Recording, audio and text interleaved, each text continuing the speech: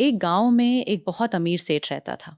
उसके पास खूब पैसा था, लेकिन वो इतना कंजूस था कि घर की बत्ती भी ज़रूरत से ज़्यादा देर तक जलने नहीं देता था। अपने नौकरों से भी कहता था कि पानी और खाना बिल्कुल बर्बाद मत करना। पैसा बचाओ, जरूरत से ज्यादा खर्च करना। जी सेठ जी।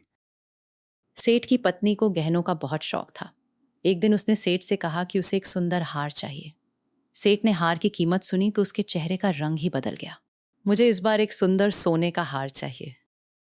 सोने का हार? इतने पैसे खर्च होंगे। पैसे बचाओ, ये हार वार छोड़ो।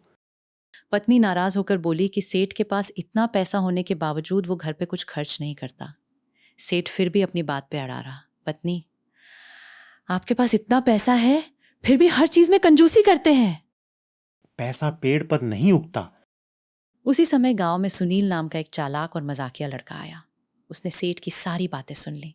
सुनील ने सोचा कि इस कंजूस सेठ को उसकी कंजूसी का मजेदार सबक सिखाना चाहिए। सेठ जी, अगर आप चाहें तो मैं आपकी पत्नी को गहने भी दिलवा सकता हूँ और आपका पैसा भी बचा सकता हूँ। क्या? ऐसा कैसे हो सकता है?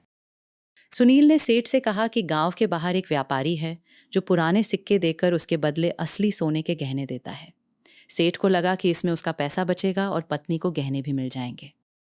अगर सच में पैसे बचेंगे तो मैं तैयार हूं।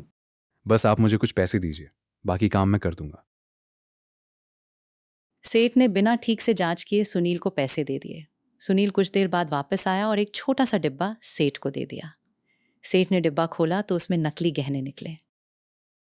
सेठ जी, आप हर जगह पैसे बचाने के चक्कर में रहते हैं। आज आपने बिना जांच किए भरोसा करके पैसे गंवा दिए।